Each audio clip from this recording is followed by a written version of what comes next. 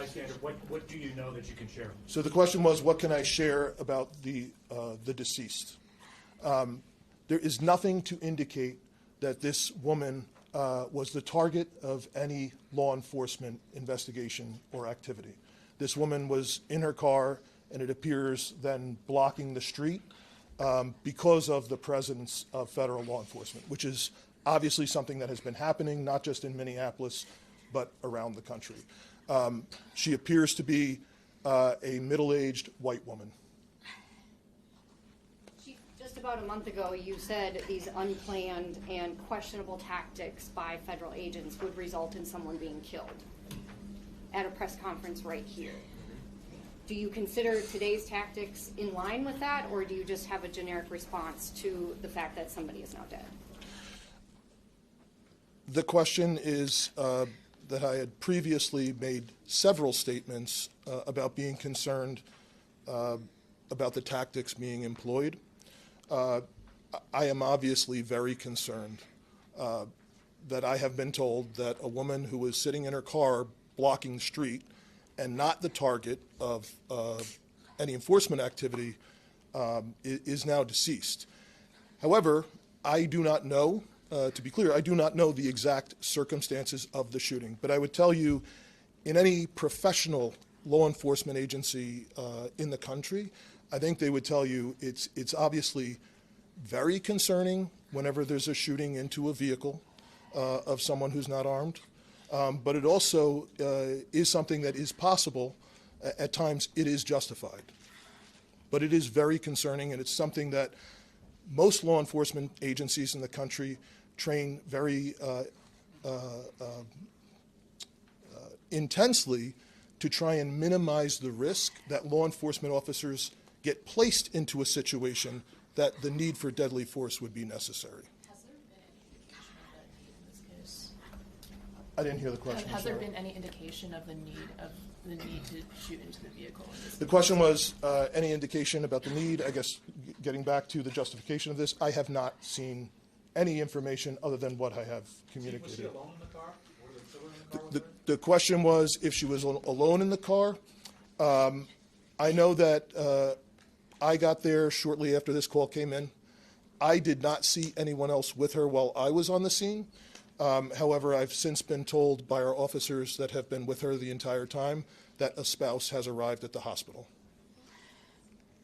Mayor, just curious if you're thinking about contacting federal authorities to register your concerns about this, I mean, personally making phone calls, et cetera. Yes, we've been on the phone all morning.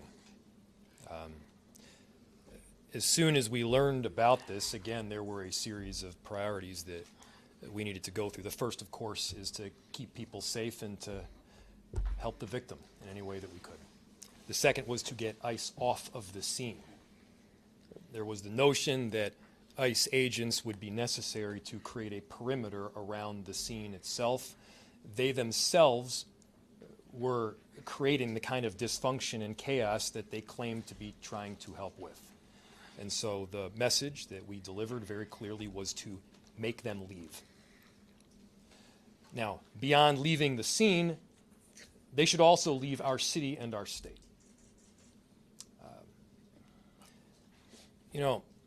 We do work, our chief does work, our sheriff does work every single day to keep people safe in our city and in our state. And crime is dramatically down. Crime is down. It continues to trend down. They are doing the hard work of investigating, of arresting perpetrators of violent crime. What this federal administration is doing right now is not about creating safety. Do not let them tell you that what they are doing is about creating safety. It is not. It is having the opposite impact. We need to be clear-eyed about the work that is moving forward, and they need to leave Minneapolis. We have time for one or two more questions. Mayor, you may know this with your legal background. If the shooting is found to not be justified, does the city have any legal, or the state rather, have any legal recourse to bring charges against this ICE agent, given that this person is a federal agent, if the feds don't? So, obviously, and I have to always lead with this caveat because it is true, an investigation still does need to be conducted. I had my perception of what took place based on the vehicle and the vehicle's positioning. It does not appear that the individual is trying to ram anybody. Now, the question was, if it is in fact found to be an unjustified shooting, who issues the charge, who prosecutes, how does justice take place? I don't know the answer in full to that. This is obviously information that we're still working out. Chief, do you have any additional information, or Commissioner? The only thing I would add to the mayor's statement is that the crime scene was held by the Minneapolis Police Department, and the investigation is now being led jointly by the Federal Bureau of Investigation as well as the Minnesota Bureau of Criminal Apprehension. And the purpose of their involvement would be to investigate whether any state laws within the state of Minnesota have been violated. One more Can I question. just add something to that too? Oh, sorry. What's very important is that for our communities, that we do have some kind of part in this investigation. It needs to be done on a local level. With all due respect to the federal level, we do need to make sure that our local agencies are involved.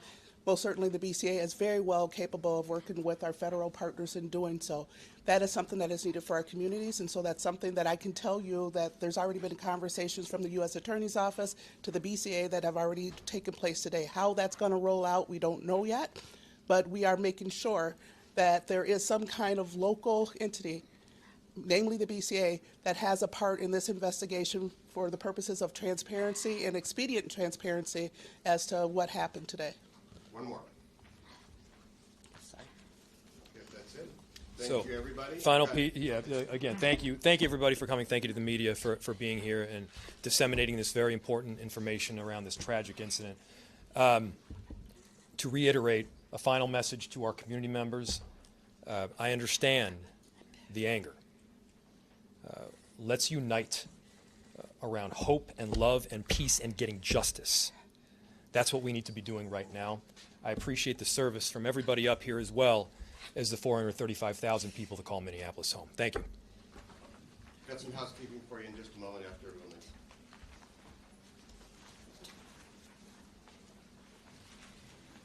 leaves. Okay, so all media questions, first of all, I'm Scott Wasserman, I'm the Communications Director at the city. All media questions should go to communications@MinneapolisMN, like Minnesota, communications@minneapolismn.gov. There was a question earlier about what happens when you call 911. We have some information on our website, Minneapolis.